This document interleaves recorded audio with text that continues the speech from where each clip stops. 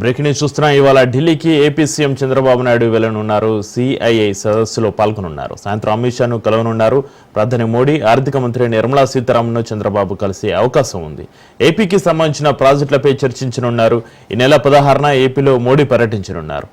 AP ప్రభుత్వం తరపున ప్రధాని మోడీని చంద్రబాబు ఆహ్వానించనున్నారు.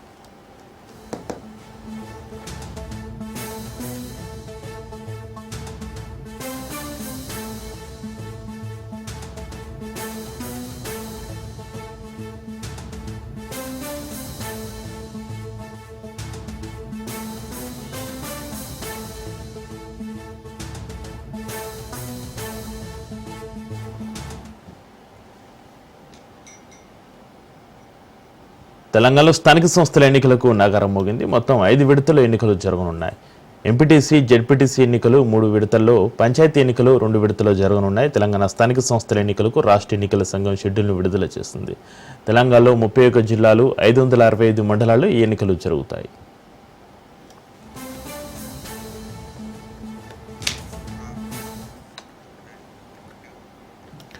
మొత్తం 5,749 ఎంపీటీసీ స్థానాలు, 565 జెడ్పీటీసీ స్థానాలకు ఎన్నికలు జరగనున్నాయి. ఎంపీటీసీలకు 15,302 పోలింగ్ కేంద్రాలు, జెడ్పీటీసీలకు 31,377 పోలింగ్ కేంద్రాలు, సర్పంచ్ ఎన్నికలకు 15,522 పోలింగ్ కేంద్రాలు ఏర్పాటు చేయనున్నారు. మొత్తం 5 దశల్లో ఈ ఎన్నికలను జరిగేలా ప్లాన్ చేశారు. పురుషులు 81,65,894 మంది, మహిళలు 85,36,770 మంది, ఇతరులు 504 మంది ఉన్నారు. మొత్తం 1,67,03,168 మంది ఓటర్లు ఉన్నారు.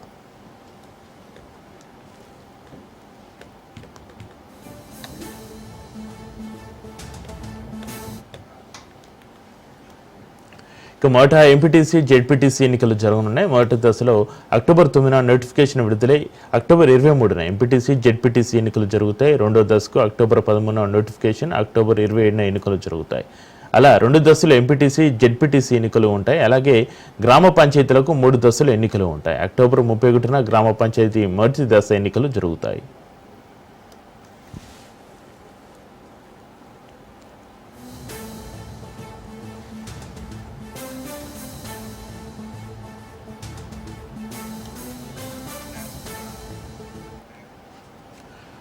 గ్రామ పంచాయతీ ఎన్నికలకు అక్టోబర్ 13, 21, 25 తేదీలో నోటిఫికేషన్లు జారీ అవుతాయి. అలాగే అక్టోబర్ 31న, నవంబర్ 4న రెండో దశ, నవంబర్ 8న మూడో దశ ఎన్నికలు ఉంటాయి. ఎంపీటీసీ, జెడ్పీటీసీ ఎన్నికల కౌంటింగ్ నవంబర్ 11న జరిగి అదే రోజు ఫలితాలు ప్రకటిస్తారు. గ్రామ పంచాయతీలకు సంబంధించిన ఎన్నికలు జరిగిన రోజు ఫలితాలు వెల్లడిస్తారు.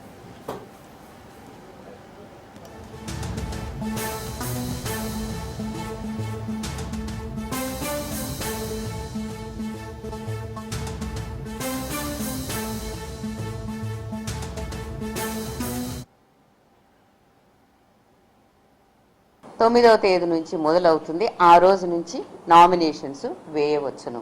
అయితే దఫాల వారీగా ఉన్నాయి కాబట్టి మొదట ఎంపీటీసీ అండ్ జెడ్పీటీసీ స్థానాలకు, పిదప గ్రామ పంచాయతీలు అలాగే వార్డు స్థానాలకు ఉన్నటువంటి వేకెన్సీస్కి ఈ ఎన్నికలు అనేవి నిర్వహింపబడతాయి.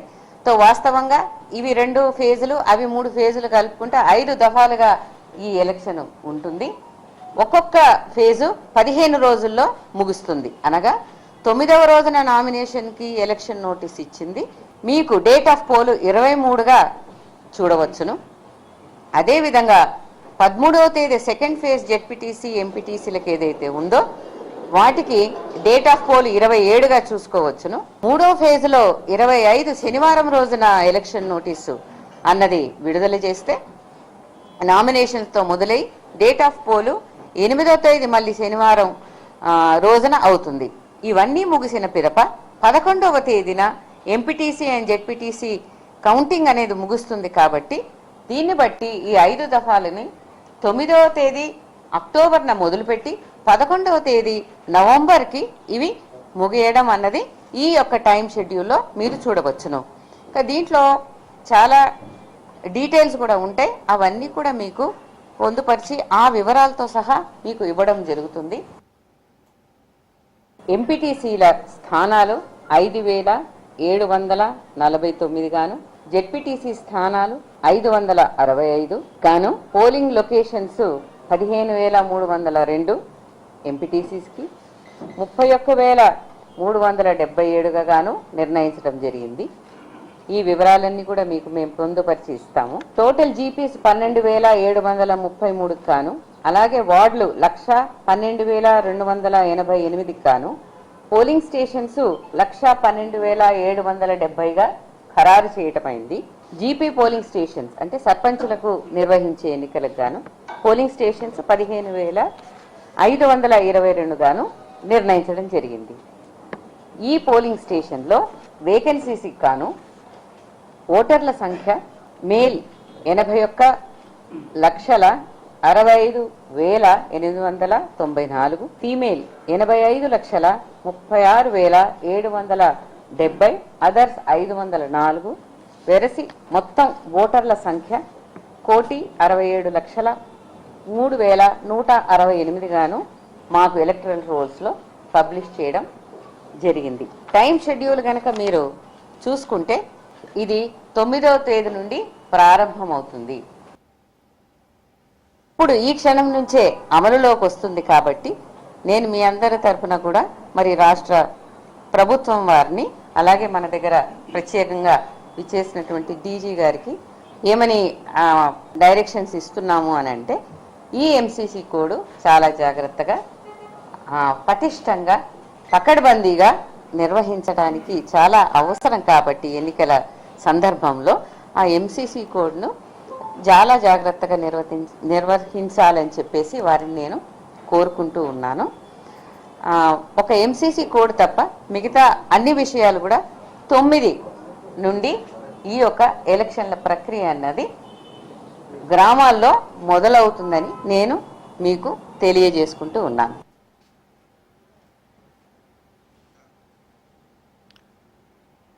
బీసీ కోట అమలుకు అంతా సహకరించాలని మంత్రి పొన్నం ప్రభాకర్ కోరారు. అసెంబ్లీలో బీసీ కోటకు అన్ని పార్టీలు మద్దతు ఇచ్చాయన్నారు. బీసీ కోటతో ఏ వర్గాలకు అన్యాయం జరగదని ఆయన స్పష్టం చేశారు. సామాజిక కోణంలో ఆలోచించి బీసీ కోట తీసుకొచ్చామన్నారు. సామాజిక మార్పునకు నాంది పలుకుతున్నామన్నారు. రిజర్వేషన్లపై ప్రభుత్వ చిత్తశుద్ధి ఏంటో ప్రజలకు తెలుసని అన్నారు. పరంగా ఉన్నటువంటి ఎస్సీ ఎస్టీ రిజర్వేషన్లకు గాని కేంద్రం 10% ఈడబ్ల్యూఎస్ కు రిజర్వేషన్ ఇస్తున్నాడు గాని ఎవరికి వ్యతిరేకంగా కాదు. ఇప్పుడు తీసుకుంటున్న నిర్ణయం కూడా వారికి ఒక నయా పైసా కూడా హాని కలిగేటువంటి నష్టం కలిగే అంశం కాదు. మేము తెలంగాణలో తీసిన లెక్కల ప్రకారంగా ఆ ప్రామాణికమైనటువంటి లెక్కల ఆధారంగా ప్రజల అభిప్రాయం మేరకు, రాజకీయ పార్టీల అభిప్రాయం మేరకు ఈ నిర్ణయం తీసుకొని ముందుకు పోతున్న సందర్భంలో కోర్టు కూడా ఒక దశలో మెరిట్ మీద మళ్ళీ 8వ తారీఖు వింటాం. మీ ఎన్నికల నోటిఫికేషన్ గాని మీ ప్రక్రియ కొనసాగించుకోవని చెప్పినందుకు కోర్టుకు ధన్యవాదాలు తెలియజేస్తూ, భవిష్యత్తులో కూడా సామాజిక న్యాయానికి ఒక మార్పు జరుగుతున్నప్పుడు ప్రజాస్వామ్యంలో కొన్ని అంశాలకు సంబంధించి చారిత్రాత్మకమైనటువంటి నిర్ణయాలు ఎక్కడో ఒక ఆడ పురిటినప్పుడు దాన్ని బయట పడాల్సి వస్తుంది. మేము కూడా ఈ కార్యాచరణ మొత్తంలో అనేక పురిటినప్పుడు అనేకమైనటువంటి అడ్డంకులను ఎదుర్కొని అనేకమైనటువంటి అవాంతరాలను ఎదుర్కొని ఈ స్థాయి దాకా తెలంగాణ బలహీన వర్గాలకు సంబంధించినటువంటి అంశం వచ్చింది. నేను తెలంగాణలో ఉన్నటువంటి సామాజికవాదు, ఒక బలహీన వర్గాలు, ఒక దళిత సంఘాలు, ఒక గిరిజన సంఘాలు కాదు, సామాజికంగా కోణం నుంచి ఆలోచించి సామాజిక న్యాయం కాంక్షించే ప్రతి వ్యక్తి ఇప్పుడు ప్రభుత్వం చేసినటువంటి నిర్ణయాన్ని ఎన్నికల ప్రక్రియకు సహకరించే విధంగా న్యాయస్థానంలో జరిగేటువంటి ఉత్తర ప్రత్యుత్తరాలు కావచ్చు, లేదా అక్కడ పడేటువంటి మన వాదనను వినిపించడానికి సోమోటగా అందరూ కూడా సానుకూలంగా ఈ న్యాయమైనటువంటి సామాజిక న్యాయ నిర్ణయానికి మద్దతునివ్వమని హృదయపూర్వకంగా విజ్ఞప్తి చేస్తా ఉన్నాం. గల్లీ ఎన్నికైనా ఢిల్లీ ఎన్నికైనా గెలుపు బీఆర్ఎస్దే అన్నారు కేటీఆర్. ఇక ప్రజలు మళ్ళీ కేసీఆర్ కావాలని కోరుతున్నారని ఆయన తెలిపారు. బీఆర్ఎస్ పాలనలో యూరియా కష్టాలు లేవన్నారు. ఉన్న నగరాన్ని పట్టించుకునే దిక్కు లేదు, కానీ కొత్త నగరాన్ని కడతారని రేవంత్ ఫోజులు కొడుతున్నారని ఆయన విమర్శించారు. గ్రామాల్లోని రైతులు ప్రభుత్వంపై ఆగ్రహంగా ఉన్నారని అన్నారు. రోజుల్లో వచ్చేది గల్లీ ఎలక్షన్ అయినా ఢిల్లీ ఎలక్షన్ అయినా ఖచ్చితంగా ప్రజలు తిరిగి కేసీఆర్ గారు మళ్ళీ రావాలి, తెలంగాణ రాష్ట్రానికి సారథ్యం వహించాలి అనే ఒక స్పష్టమైన ఆలోచన విధానానికి వచ్చినట్టుగా కనబడతా ఉన్నది. ఇవాళ మీరు చూస్తూ ఉన్నారు గ్రామాలలో రైతులు ఏ పరిస్థితిలో ఉన్నారో మీరు చూస్తూ ఉన్నారు. మనం ఎప్పుడో గతంలో కాంగ్రెస్ ప్రభుత్వం ఉన్నప్పుడు చూసాం, 2014 ముందు ఎరువుల కోసం లైన్లు కట్టి ఎరువుల కోసం యుద్ధాలు చేసే పరిస్థితి గతంలో ఉండేది. మళ్ళా కాంగ్రెస్ వచ్చింది అంటే మళ్ళా అదే పరిస్థితి వచ్చింది. ఎరువుల కోసం చెప్పుల జాతరలు, ఎరువుల కోసం ముష్టి యుద్ధాలు చేసుకునే పరిస్థితి కాంగ్రెస్ ప్రభుత్వం వచ్చిన తర్వాత మళ్ళీ వచ్చింది. కాబట్టి రైతులు ఆగ్రహావేశాలతో ఉన్నారు గ్రామాల్లో. మహిళలు మరి మాకు ఇవ్వాల్సిన 2,500 రూపాయలు ఇస్తానని చెప్పారు 100 రోజుల్లో, ఇయ్యట్లేదు అనే కోపం మీద మహిళలు ఉన్నారు. వృద్ధులు 4,000 పెన్షన్ అన్నారు, ఇంకోటి అన్నారు, అరిచేతిలో స్వర్గం చూపెట్టి ఓట్లు వేయించుకున్నారు. ఇప్పుడు పత్తా లేరని చెప్పి వృద్ధులు, వితంతువులు ఎవరైతే పెన్షన్దారులు ఉన్నారో, ఆసరా పెన్షన్ అందుకున్న వాళ్ళు, వాళ్ళంతా కోపంగా ఉన్నారు. యువత 2 లక్షల ఉద్యోగాలని చెప్పి, విద్యార్థినులకు స్కూటీలని చెప్పి, నిరుద్యోగ భృతి 4,000 రూపాయలని చెప్పి, ఇంకా చాలా మాటలు చెప్పారు, విద్యా భరోసా కార్డు అని చెప్పి యువత, విద్యార్థి ఈ రకంగా కోపంగా ఉన్నారు. పరిస్థితులు ఇట్లా ఉంటే ముఖ్యమంత్రి రేవంత్ రెడ్డి గారేమో ఇవాళ రోమ్ నగరం తగలబడుతుంటే ఆయన నీరో చక్రవర్తి ఎవరో ఫిడేల్ వాయించుకుంటూ కూర్చున్నాడంట. ఉన్న ఊరే బాగాలేదు, మీ నాయకత్వంలో చెత్తదీసేటోడు లేడు, స్ట్రీట్ లైట్స్ వెలిగించేటోడు లేడు, ఆఖరికి మోరీలు పొంగుతుంటే ప్రజల మోరీల్లో కొట్టుకొని పోతుంటే ఉన్న నగరాన్నే పట్టించుకునే నాదుడు లేడు ఇవాళ మున్సిపల్ మంత్రిగా రేవంత్ రెడ్డి గారు ఉంటే.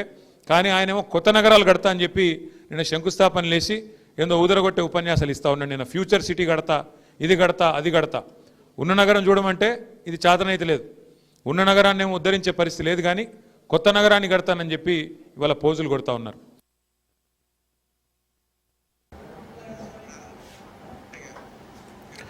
సీఎం రేవంత్ భవిష్యత్తు ఆయనకే తెలియదని, ఇక ఫ్యూచర్ సిటీ ఎక్కడదని మాజీ మంత్రి జగదీష్ రెడ్డి ఎద్దేవా చేశారు. రాష్ట్రంలో రియల్ ఎస్టేట్ దందా నడుస్తుందని ఆరోపించారు. ఈ పథకం ప్రకారం ఎల్ఎన్డిటి సంస్థపై ఒత్తిడి తెచ్చి హైదరాబాద్ మెట్రో నుంచి తప్పించారని, తద్వారా 1000 కోట్లు లాభం పొందారన్నారు. రాష్ట్ర ప్రజలపై 15,000 కోట్ల భారం మోపారని విమర్శించారు. ప్రాంతంలో అసలు ఫ్యూచర్ ఎక్కడ, ఫ్యూచర్ సిటీ, ఈయన ఫ్యూచర్ ఏందో ఆయనకే తెలియదు, రేపు ఉంటాడా ఎల్లుండి బీక్తాడా తెలియదు, ఆడ సిటీ లేదు. లేని ఫ్యూచర్ సిటీ నుంచి కట్టని అమరావతికి కూడా గ్రీన్ఫీల్డ్ హైవే అట, మళ్ళీ దాని పక్కన ఇంకో రైలు అంట. మరి ఒక దాంట్లో గురువు గారు, ఒక దాంట్లో శిష్యుడు ఎక్కుతాడా? మరి పోయేటప్పుడు రైల్లో పోయి వచ్చేటప్పుడు రోడ్లో వస్తారా ఇద్దరు గురు శిష్యులు హైదరాబాద్ అమరావతికి ట్రిపుల్ వేయడానికి? దేని కొరకు? ఏంది ఇదంతా కూడా? ఇవన్నీ ఏం తెలియజేస్తూ ఉన్నాయి? కేవలం రియల్ ఎస్టేట్ దందా కొరకు తను, తన తాబేదారులు, తన బంధుమిత్రులు కొన్న వేలాది ఎకరాలకు ఏదో ధరలు పెంచుకోవడానికి, డబ్బులు సంపాదించుకోవడానికి ఉపయోగపడతాయన్న ఒక దుర్మార్గమైన ఆలోచన తప్ప ఎక్కడ కూడా ప్రజల కోణం లేదు, ప్రజల అవసరాలు లేవు, దీంట్లో ప్రజల డిమాండ్ లేదు. వచ్చుడే మొదటి రోజు నుంచెల్లే ఒక దుర్మార్గంగా తన యొక్క ఉన్న ప్రణాళిక ఏదైతుందో. స్థానిక సంస్థల ఎన్నికల ఆలస్యం చేయొద్దని గతంలోనే చెప్పామన్నారు తెలంగాణ బీజేపీ చీఫ్ రామచంద్రరావు. ఇప్పటికైనా షెడ్యూల్ విడుదల చేయడం సంతోషమని బీజేపీ చీఫ్ రామచంద్రరావు అన్నారు. లోకల్ బాడీ ఎన్నికలకు బీజేపీ సిద్ధంగా ఉందని, ఎన్నికలకు బీజేపీ ఒంటరిగా వెళ్తుంది అన్నారు. లేదన్న మనం 8 మంది ఎంపీలు గెలిచినాం, 3 ఎమ్మెల్సీలు గెలిచినాం, 8 ఎమ్మెల్యేలు గెలిచినాం, 1,50,000 ఓట్లు ఖమ్మంలో వచ్చినాయి, 1,50,000 నల్గొండలో వచ్చినాయి. మాకు బలం లేదని పిచ్చోడారండి. అందరూ మాకుండేది బలం పెరిగింది బీజేపీదే. ప్రజలు కూడా కాంగ్రెస్కి ఇచ్చారు అవకాశం, బీఆర్ఎస్కి ఇచ్చారు, చూశారు వాళ్ళని, వాళ్ళతోని కాదు అని చెప్పి తెలిసిన తర్వాత బీజేపీ వస్తున్నారు అందరూ కూడా. అది ఖమ్మం కానీ, నల్గొండ కానీ, వరంగల్ కానీ, ఆదిలాబాద్ కానీ, ఏ జిల్లా మహబూబ్నగర్ కానీ, మెదక్ కానీ అందరూ కూడా బీజేపీ చూస్తున్నారు. బీజేపీ మంచి సీట్లు వస్తాయని చెప్పి మేము భారతీయ జనతా పార్టీ కేంద్ర ప్రభుత్వం నుంచి గ్రామీణ ప్రాంతానికి ఇచ్చినటువంటి ఒక పథకాలు 5 కిలోల బియ్యంతో సహా అన్నింటిలో కూడా బీజేపీ పాత్ర ఉన్నది. శ్మశాన వాటికలు మేమే కట్టిస్తున్నాం, హరితహారం మేమే చేయిస్తున్నాం, మా నిధులే, రోడ్లు కూడా మా నిధులే, గ్రామీణ సడక్ యోజన కింద ప్రధానమంత్రి కిసాన్ సమ్మాన్ యోజన ఇచ్చింది మేమే, వాళ్ళు రైతు బంధు ఇవ్వట్లే. ఇవన్నీ మేము చేసినటువంటి ఈ పథకాల మీద. తర్వాత రైతు అన్యాయం చేస్తున్నది కాంగ్రెస్ పార్టీ, వాళ్ళకు రైతు బంధు ఇస్తాను ఇవ్వట్లేదు, విద్యార్థులను మోసం చేస్తాను, ప్రజలను మోసం చేస్తున్నారు. కాంగ్రెస్ పార్టీ వచ్చిన పరిపాలన లోపలే ఉంది, పరిపాలన మొత్తం కూడా దెబ్బతిన్నది. కాబట్టి కాంగ్రెస్ పార్టీ తప్పిదాల మీద బీజేపీ ప్రభుత్వం చేస్తున్నటువంటి ఒక పథకాల మీద మేము ఎలక్షన్లు పెడతాం. బీజేపీ ఎంపీ ధర్మపురి అరవింద్ కీలక వ్యాఖ్యలు చేశారు. జూబ్లీహిల్స్ బాధ్యత కిషన్ రెడ్డిదేనని ఆయన పార్లమెంటు పరిధి నియోజకవర్గం అంటూ వ్యాఖ్యానించారు. వచ్చే అసెంబ్లీ ఎన్నికల్లో బీజేపీ కాంగ్రెస్ మధ్యలోనే పోటీ ఉంటుందన్నారు. లోకల్ బాడీ ఎన్నికల్లో క్యాండిడేట్స్ కీలకమని పార్టీలకు పెద్దగా సంబంధం ఉండదన్నారు ధర్మపురి అరవింద్.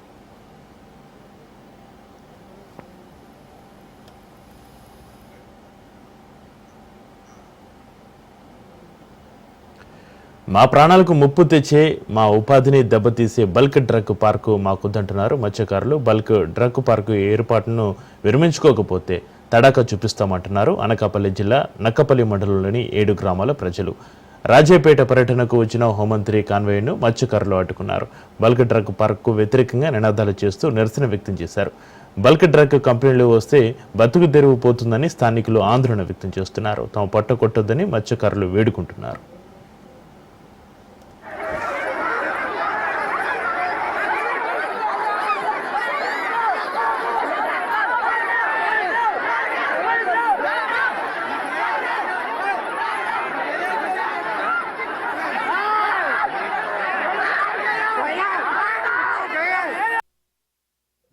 పదహారు రోజులుగా బల్క్ డ్రగ్ పార్క్ విషయంలో రాజేపేట గ్రామస్తులు ఒక ధర్నా కార్యక్రమాన్ని నిర్వహించడం మీ అందరికీ తెలుసు.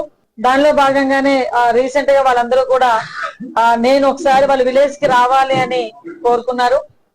కంపల్సరీగా వస్తానని చెప్పి నేను అసెంబ్లీ సమావేశాలు జరుగుతుండగానే వాళ్ళందరికీ కూడా నేను కంపల్సరీగా అక్కడికి కార్యక్రమానికి వస్తాను అని చెప్పి నేను వాళ్ళకి రాజేపేట గ్రామస్తులందరికీ కూడా మాటిచ్చున్నాను.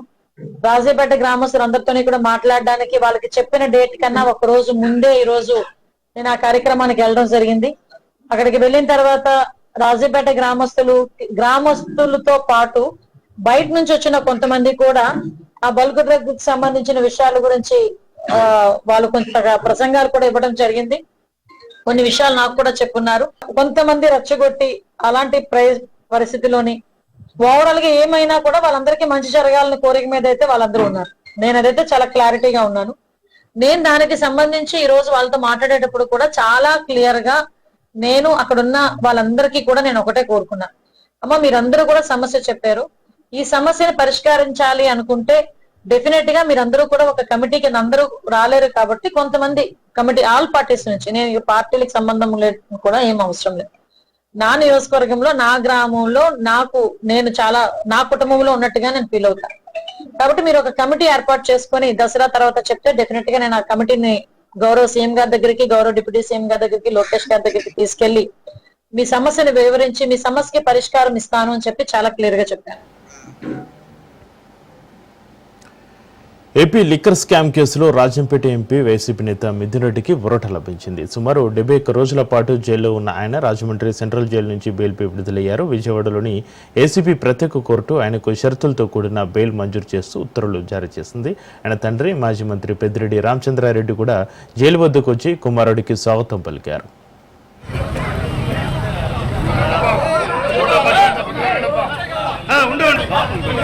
అట్లా అర్థం ఉండదు.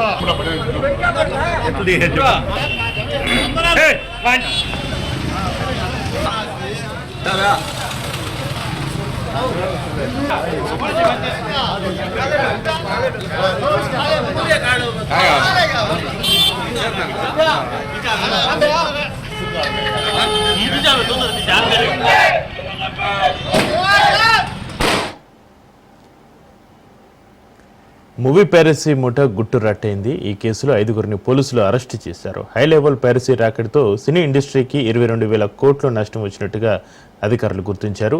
2 నెలల క్రితం వనస్థలిపురానికి చెందిన కిరణ్ను పోలీసులు అరెస్టు చేశారు. కిరణ్ కస్టడీలో కీలక విషయాలను పోలీసులు రాబట్టారు. దుబాయ్, నెదర్లాండ్స్, మయన్మార్లో సినిమా పైరసీ కేటికలు ఉన్నట్లుగా అధికారులు గుర్తించారు. ఏదైతే ఎన్నో సంవత్సరాల నుండి దాని గురించి ప్రచారం చర్చ జరుగుతూ ఉందో, అది మా కంప్లైంట్ వచ్చిన తర్వాత చాలా కష్టపడి Hyderabad city police cyber crime wing ఏదైతే ఉందో దాదాపు 4 నెలలు దర్యాప్తు చేసిన తర్వాత దేశంలోనే మొదటిసారిగా ఈ గ్యాంగ్స్ని పట్టుకోవడం జరిగింది. ఇప్పటి వరకు అందరికీ అంటే ఏ విధంగా ఈ పైరసీ జరుగుతుంది, దీన్ని కంట్రోల్ ఎట్లా చేయాలి అనేది ఒక చర్చనీయాంశంగా మిగిలిపోయింది. మూవీ ఇండస్ట్రీలో కూడా అందరూ దీని గురించి ఎంతో విస్మయం చెందుతూ మా కష్టం అంతా ఈ విధంగా వృధా అవుతుంది. మూవీ రిలీజ్ కాకముందే ఆ థియేటర్ అది వెబ్సైట్స్లో సోషల్ మీడియాలో రావడం, దాని గురించి అఫ్కోర్స్ థియేటర్స్లో పబ్లిక్ రావడం కూడా తగ్గిపోతుంది, ఆదాయం అనేది తగ్గిపోతుంది, మొత్తం మూవీ ఇండస్ట్రీ కూడా బాగా ఎఫెక్ట్ అవుతుంది. సో దీని గురించి కొన్ని వివరాలు తెలియజేయాలంటే 2023వ సంవత్సరంలో మొత్తం movie industry in the country దేశంలోనే అన్ని రాష్ట్రాలకు చెందిన అన్ని లాంగ్వేజెస్ చెందిన మూవీ ఇండస్ట్రీ లాసెస్ ఏవైతే వాళ్ళు అనుభవించారో మూవీ పైరసీ వల్ల అది 22,400 కోట్లు total movie industry. Tamil Nadu Karur ఘటనపై ఎఫ్ఐఆర్లో పోలీసులు కీలక అంశాలు పొందుపరిచారు. టీవీకే చీఫ్ నటుడు విజయ్ ఉద్దేశపూర్వకంగా ప్రచార సభకు ఆలస్యంగా రావడం వల్లనే దుర్ఘటన జరిగిందని పేర్కొన్నారు. తమిళనాడులోని కరూర్లో విజయ్ ప్రచార సభలో శనివారం రాత్రి జరిగిన తొక్కిసలాటలో 41 మంది ప్రాణాలు కోల్పోగా పలువురు గాయపడ్డారు. విజయ్ కావాలనే రాజకీయ బల ప్రదర్శన చేయడంతోనే ఈ దుర్ఘటన చోటు చేసుకుందని ఎఫ్ఐఆర్లో పేర్కొన్నారు.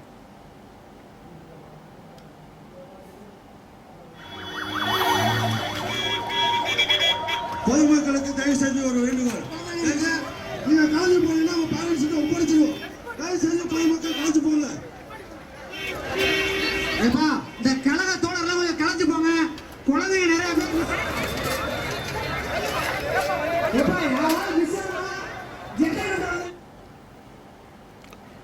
అమెరికా అధ్యక్షుడు డొనాల్డ్ ట్రంప్ మరో సంచలన నిర్ణయం తీసుకున్నారు. ఇప్పటికే భారత ఎగుమతులపైన 50% సుంకాలు విధించిన ట్రంప్ తాజాగా మరో నిర్ణయం తీసుకున్నారు.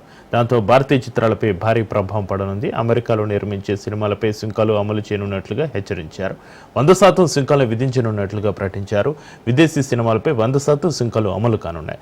తమ సినిమా నిర్మాణ వ్యాపారాన్ని అమెరికా నుంచి ఇతర దేశాలను ఏ శిశువు నుంచి మిఠాయిని దొంగిలించాయని ఆయన ఆరోపించారు. బలహీనమైన అసమర్థ గవర్నర్తో ఉన్న కాలిఫోర్నియా ముఖ్యంగా తీవ్రంగా దెబ్బతింది అంటూ social media platform truth social మీడియాలో పోస్ట్ పెట్టారు.